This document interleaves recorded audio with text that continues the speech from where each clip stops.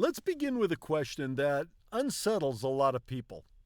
It sounds simple, but it cuts right to the core of how we understand ourselves as human beings. If there is no God, then why be good? It's a question that's been posed for centuries, usually as a kind of rhetorical trap. The assumption behind it is that human morality is fragile, that without the invisible hand of divine oversight, without the promise of heaven for the obedient or the threat of hell for the disobedient, people would have no reason to restrain themselves. The image painted is bleak. A society without religion, we're told, would inevitably spiral into chaos. Violence, theft, dishonesty, betrayal. All supposedly kept at bay, only because a divine referee enforces the rules. But is this really true? Let's press pause and examine the claim. Because when we look at history, at philosophy, and even at ordinary daily life, the evidence suggests otherwise. In fact, it suggests something far more interesting. That morality might actually shine brightest when it isn't commanded from above. Consider history first. Ancient societies, long before monotheistic religion, developed systems of ethics, codes of law, and standards of conduct. The Code of Hammurabi in Mesopotamia predates the Hebrew Bible by centuries. Confucian philosophy in China, largely agnostic in tone, emphasized filial piety, respect, and social harmony without reference to a creator god. Even in the Greco-Roman world, thinkers like Aristotle and the Stoics developed entire moral frameworks built on reason, virtue, and natural law, none of which required divine command as their foundation.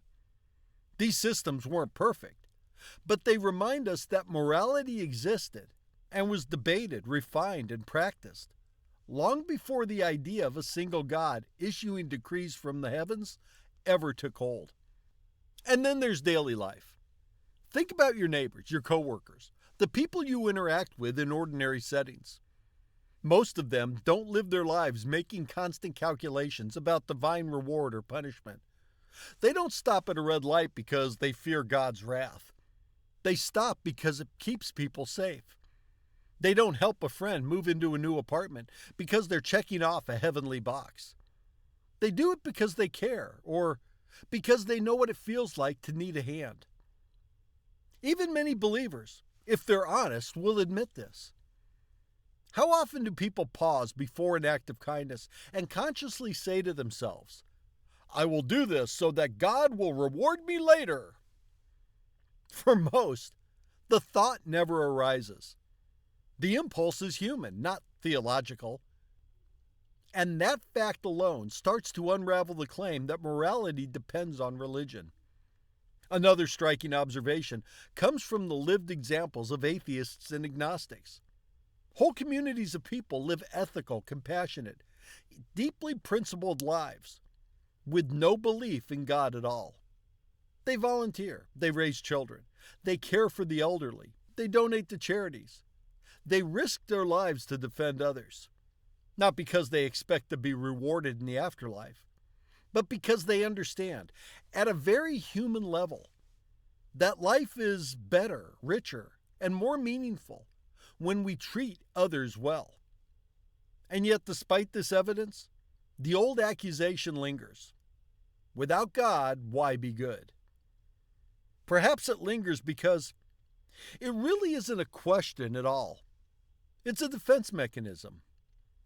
It reflects the fear that without the external structure of faith, we would have to face the daunting truth that morality is our responsibility.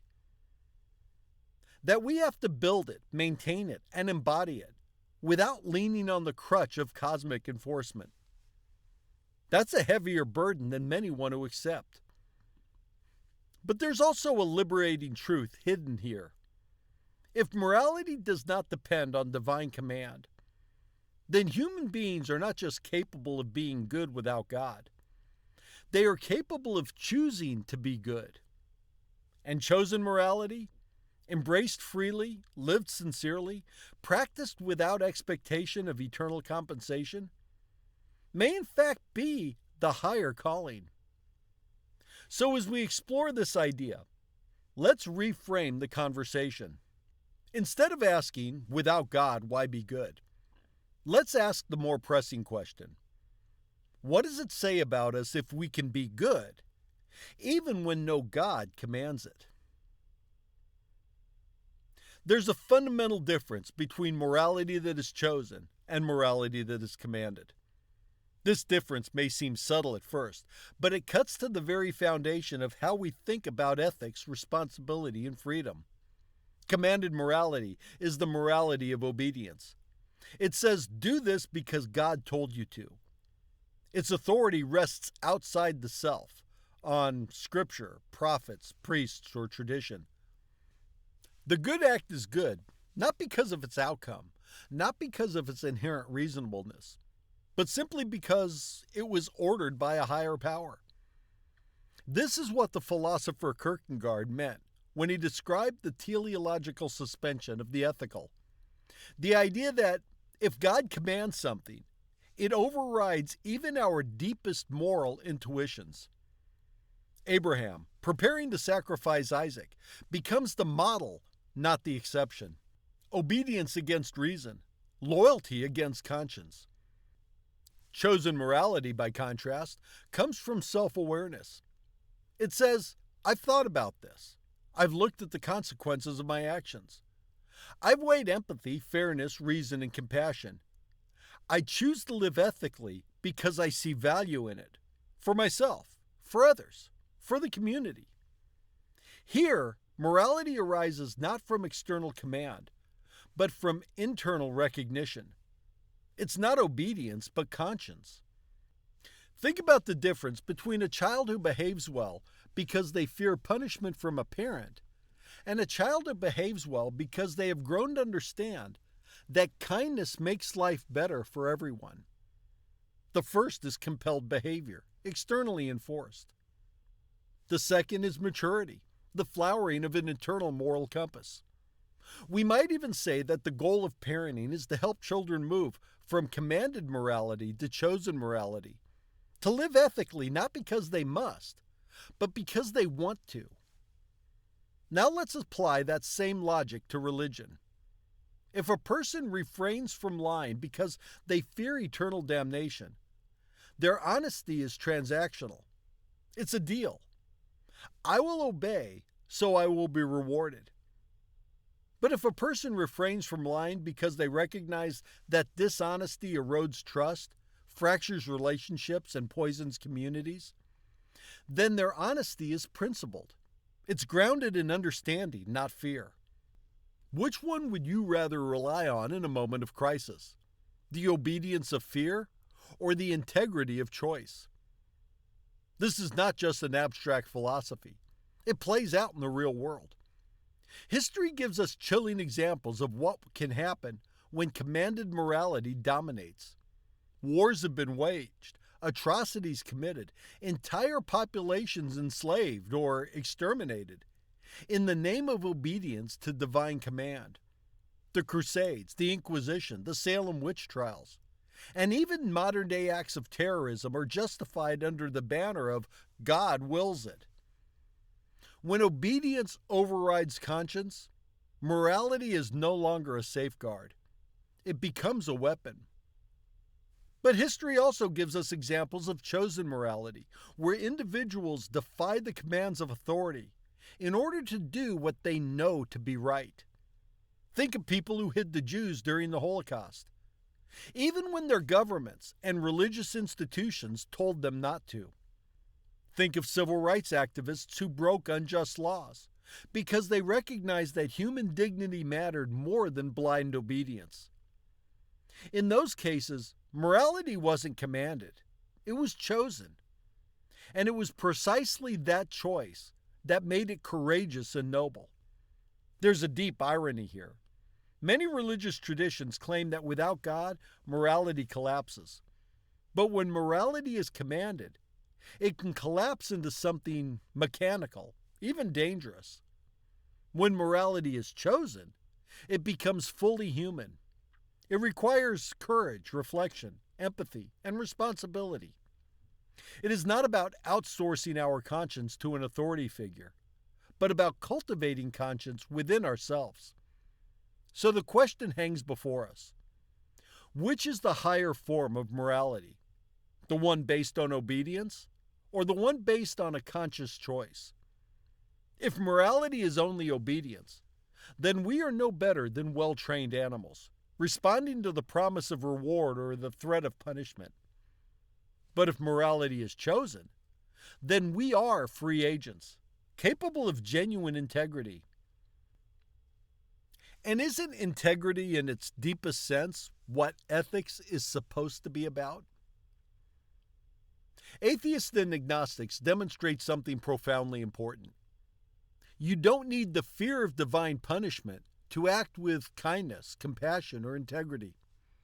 In fact, some of the most ethical lives are lived without any belief in an eternal scoreboard. Let's pause on that thought for a moment. If morality truly required the threat of hell or the promise of heaven, then atheists, who don't believe in either, should be the most immoral people alive. And yet, when we look at the real world, that claim simply doesn't hold up. Take honesty, for example. An atheist doesn't tell the truth because a sacred text demands it.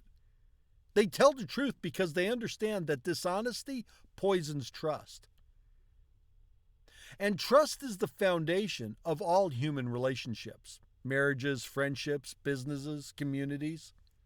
Without it, everything collapses.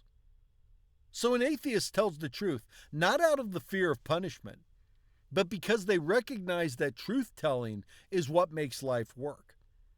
That's morality without eternal judgment. Or take compassion.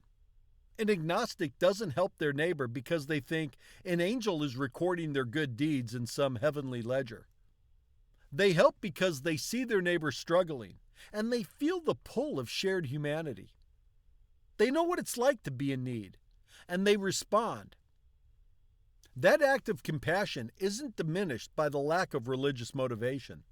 It may even be strengthened, because it's uncalculated. It's compassion for compassion's sake, not compassion as a ticket to paradise. We might call this morality standing on its own legs. No scaffolding of divine reward. No fear of eternal flames propping it up.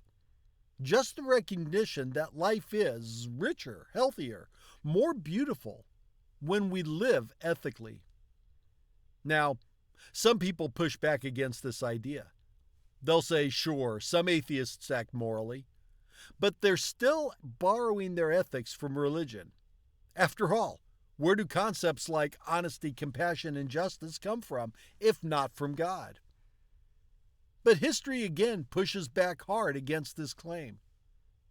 Long before Christianity, before Islam, even before the Hebrew Scriptures, human societies were developing ethical norms. Hammurabi's Code carved laws into stone centuries before Moses is said to have descended from Sinai. Confucian ethics, built on reason and harmony rather than divine command, shaped China for millennia. In Buddhism, compassion and non-harming are central virtues, and yet Buddhism has no creator God at all. Clearly, morality can, and does, emerge independently of divine judgment. Modern research confirms this too. Studies in sociology and psychology show that secular societies, places like Sweden, Denmark, the Netherlands, tend to score higher on measures of social trust, equality, and quality of life than more religious societies. Rates of violent crime are often lower. Levels of charitable giving remain high. And people cooperate at large scales without appeal to religious authority. These societies aren't perfect, but they prove something critical. People can and do live ethically without the fear of hellfire looming over them. And here's the real kicker. In some ways, morality without eternal judgment is more authentic. If I refrain from stealing only because I fear God's wrath, what happens when I stop believing, or when I start thinking God won't notice? But if I refrain from stealing because I've internalized the harm it causes, then my morality holds steady, even when no one is watching. That's the difference between external enforcement and internal conviction. Think about the courage it takes. Believers often talk about the comfort of knowing God is always watching. But for the atheist or agnostic, there's no cosmic surveillance camera. When they choose honesty or compassion or sacrifice, they do it without the safety net of eternal reward.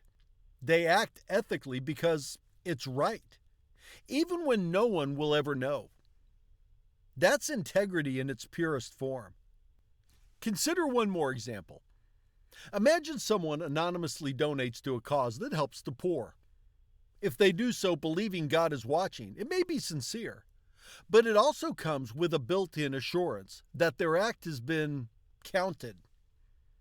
But if someone who believes there is no God donates anonymously, with no afterlife recognition, with no ledger of merit, with no eternal payoff, then that act is truly selfless.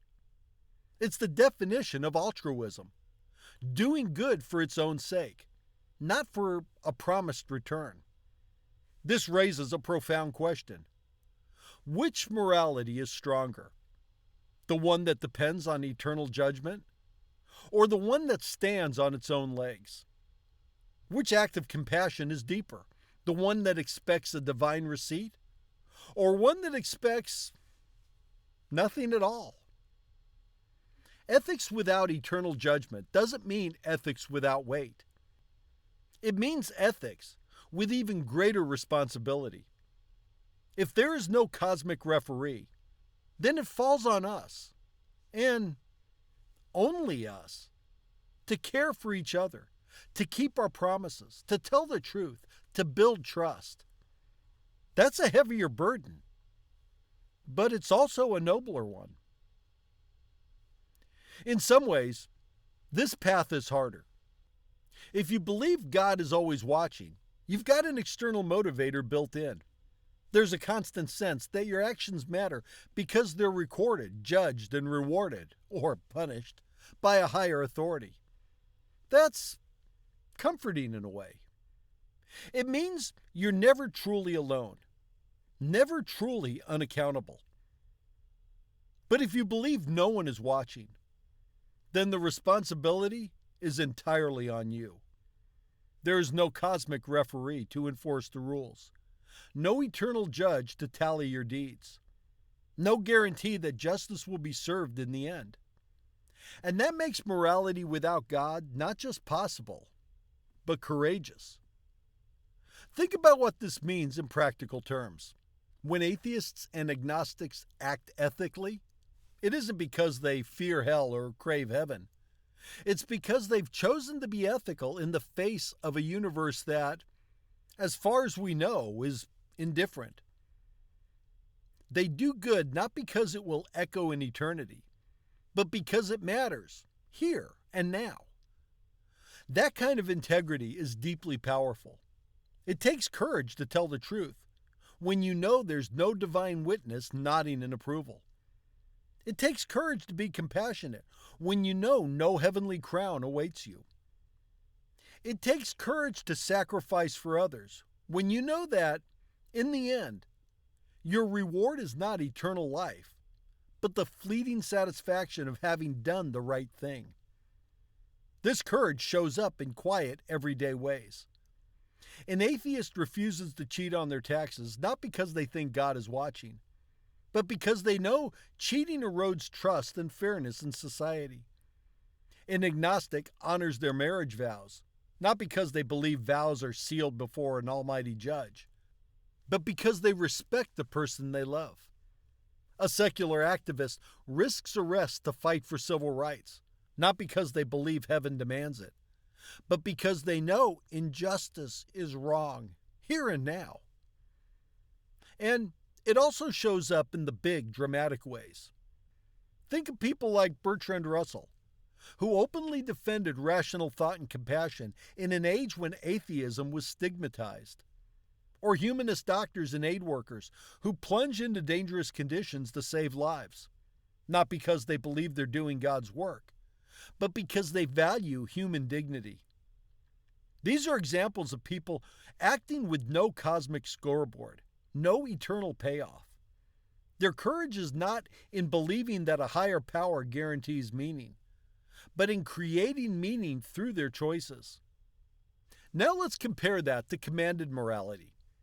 If I believe God is watching, my good deeds are safe. They're backed up in the eternal cloud, so to speak. Even if no one else sees, God does. That assurance makes morality easier in some ways. But if I don't believe anyone is watching, if I think that when I die, that's the end, then every choice becomes heavier.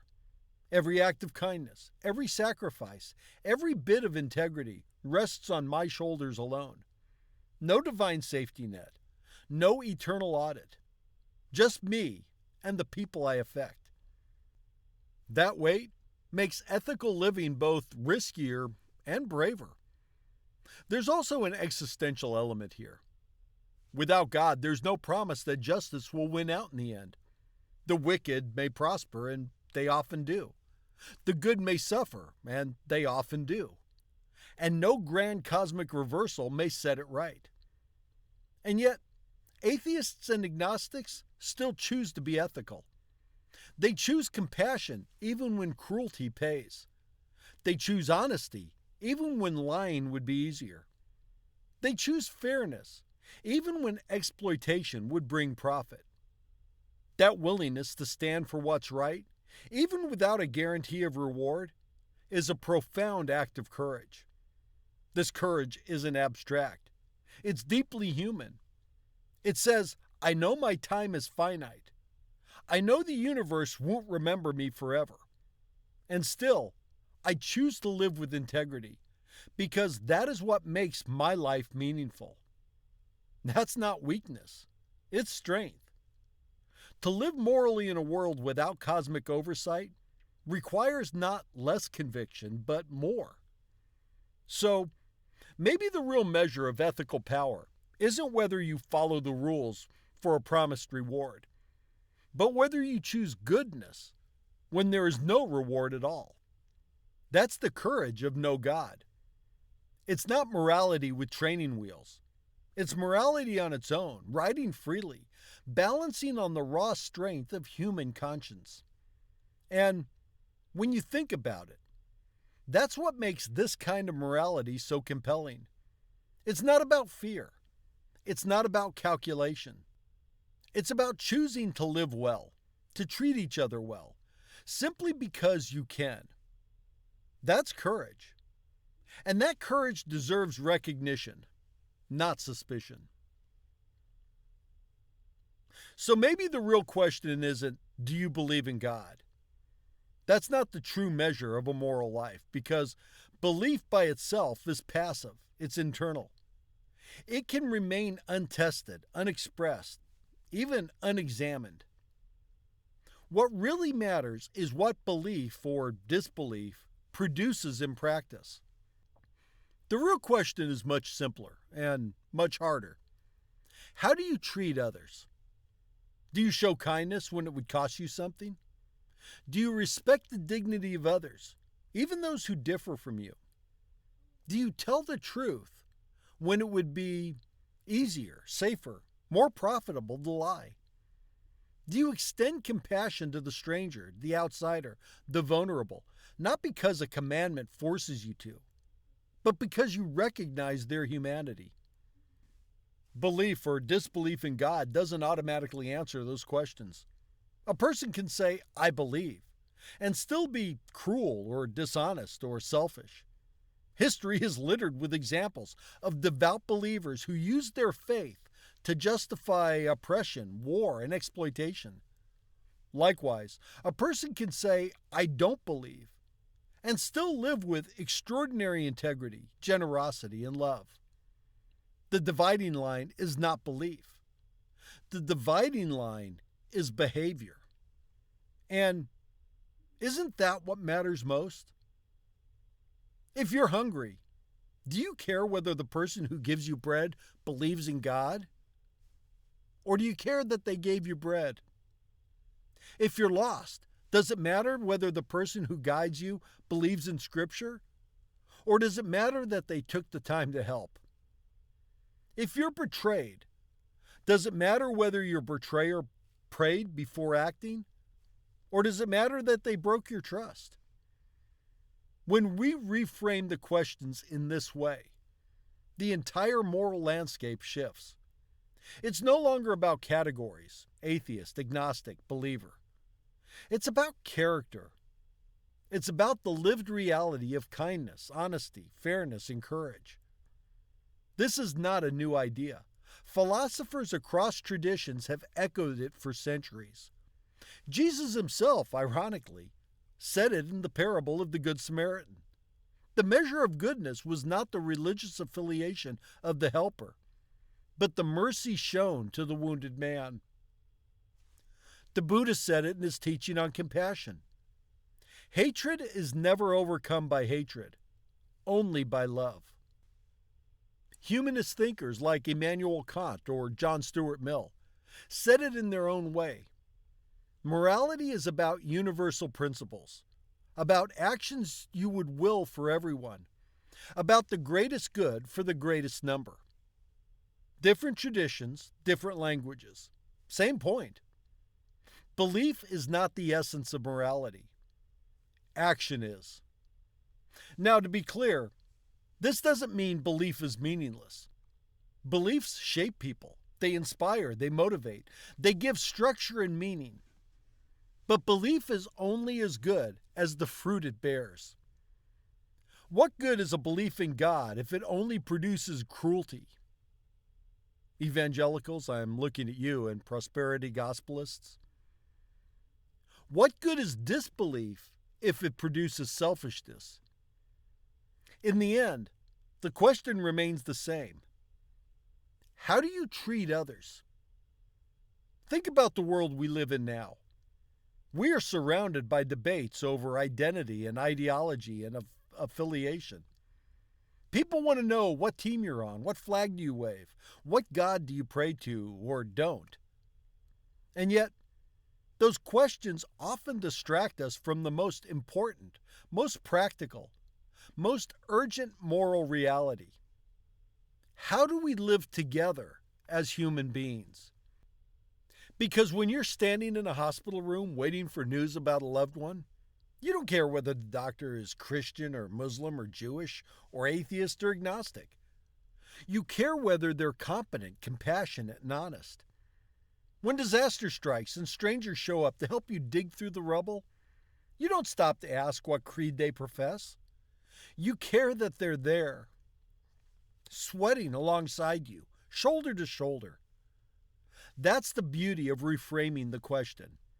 It strips morality down to its essence. Not abstract belief, not metaphysical speculation, but the concrete reality of how we treat each other. And here's the radical implication. Once you reframe the question this way, the supposed divide between theists and non-theists starts to shrink. Suddenly, we're not asking who believes the right doctrine. We're asking who lives with integrity, who acts with compassion, who chooses fairness. That's a question everyone can answer, regardless of creed. So the next time someone says, "Without God, how can you be good?" you can answer, by the same measure you are, by how I treat others. And the next time someone asks, "Do you believe?" you can gently suggest that belief alone is not the point. The real test, the only test that matters, is lived out every day in the choices we make. Because in the end, when our lives are over, when people gather to remember us, they won't ask, "Did he believe or did she doubt?" They'll ask, "Was this person kind? Were they trustworthy? Did they lift others up? or did they tear them down? That's the legacy of a moral life. Not belief or disbelief, not heaven or hell. Just the memory of how we treated one another while we were here. Morality doesn't require theism. It never has. From the dawn of human history, long before organized religions, tribes formed rules of fairness, reciprocity, and compassion simply because survival demanded it. Communities that treated one another with kindness thrived. Communities that didn't fell apart. In that sense, morality is older than God's. It is the human inheritance, born of empathy, reason, and the recognition that we are all bound together in this fragile experiment called life. And this is what makes non-theistic morality so striking. It isn't handed down from a sacred text or enforced by the threat of eternal punishment. It's self-authored. It's chosen. Atheists and agnostics who live ethical lives do so without a supernatural audience applauding or condemning them.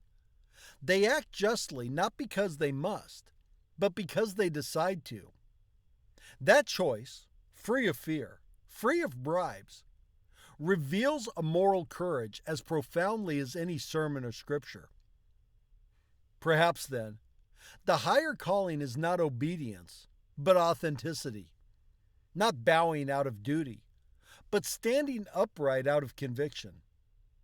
When you tell the truth, even when lying would benefit you, when you extend compassion, even without expecting reward, when you choose fairness, even at a personal cost, you are living proof that morality is not about heaven or hell, but about dignity, integrity, and humanity. So maybe the next time someone asks, without God, why be good? We should turn the question back around. Without goodness, what meaning would belief even have? Because in the end, belief or disbelief in a deity is not the true measure of a life. The true measure is how we treat one another, whether we lift people up or tear them down, whether we leave the world kinder and fairer than we found it. And if there is any legacy worth striving for, surely it's this: to live in such a way that our morality speaks for itself, needing no divine endorsement. To live so that when our story is told, people remember not what we believed, but how we loved, how we cared, and how we stood for what was right, simply because it was right. That's the kind of morality no one can take away. The kind of morality that endures.